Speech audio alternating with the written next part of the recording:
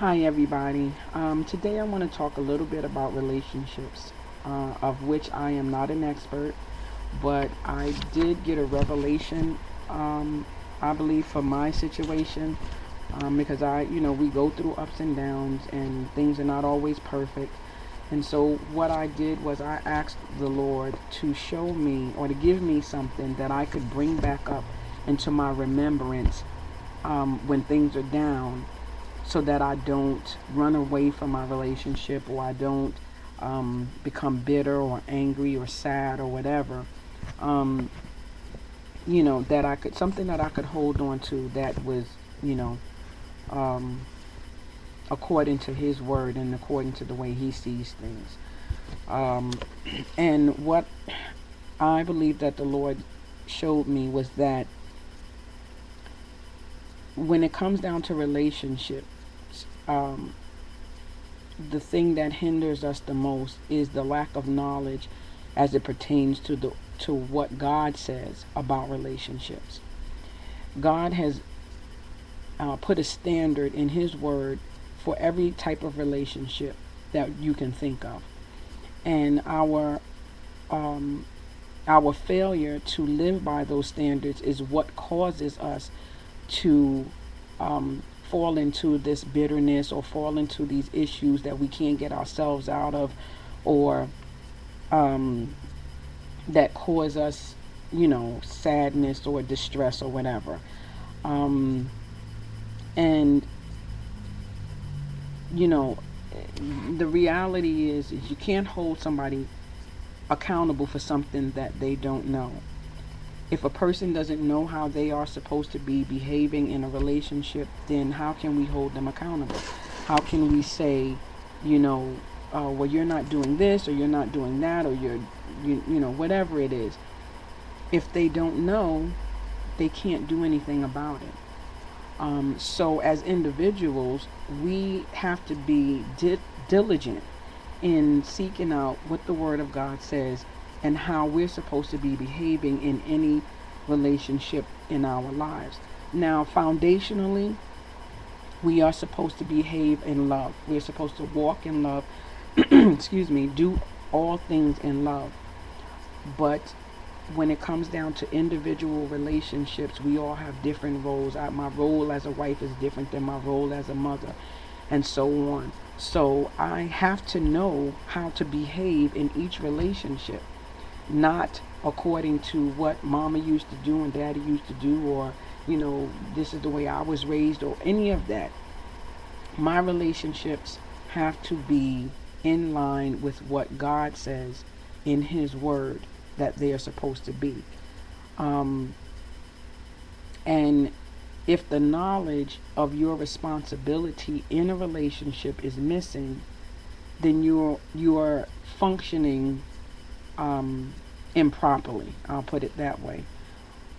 So the key, though, what God let me know is our vertical relationship has everything to do with our horizontal relationships. If my relationship with Christ is out of order and out of whack, is dysfunctional, then any relationship that I have horizontally with my husband, with my children, with my friends, whatever, is going to be dysfunctional, and it's going to be out of whack. So the key is to find your relationships in the Word of God and then walk them out accordingly in the power of God, because He is the only one that can do that. If you feel like you can't find your specific relationship status in the Bible, then I would suggest that you use the relationship of Christ and what He did for us, dying on the cross even while we were sinners, while we turned our backs on Him, while we spit on Him, while we crucified Him, while we blasphemed and lied on Him. You know, if you look at your, if you base relationships on just that action, just the actions of Jesus, then you would be able to, you should be able, I should say, to hold yourself to a certain standard. Like I said, the foundation of any relationship is love. But we do have specific roles that we have to play out. Um, and when we fail to do that, when we fail to look at our relationships in light of the way God says we are supposed to behave, then we will go astray and things will be haywire and chaos will set in. So, I said all of that to say, put your desires and put your own concept of what relationships are supposed to be like aside, and take on the mind of Christ when it comes to, well, take on the mind of Christ, period. But when it comes to relationships, put on the mind of Christ and see things the way He sees things. And this will help you to function in your relationships without getting stressed and without getting thrown off guard or hurt or any of those things. It's our own selfishness that causes us to behave in the manners that we behave.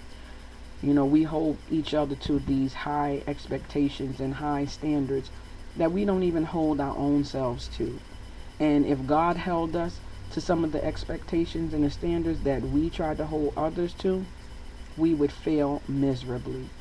So somebody said to me once that love is an action word. And we see that in that Christ did give His life for us while we were still sinners. So with that being said, I pray that each of us will really reevaluate our relationships and reevaluate the standards that we're holding one another to, seeing if they're realistic standards and if they are even fair, in light of how Jesus relates to us. And my prayer for each one of us is that if we look at it in the light of the Bible and what the scriptures say, and we find ourselves out of order, I pray that we will get ourselves back in order and keep going to the scriptures until you have established a standard for every relationship in your life according to the Word of God. God has set the standard. He's raised the standard. He holds us accountable to the standard, and that is the only His standard is the only standard that we can go by, because His standard is untainted. He has no selfish ambitions, and so that's the only standard that we need to go by. So love hard, people, and love with the love of Christ, and He'll work everything out to your favor and to for your good. So until next time, be blessed and do what's right. Bye.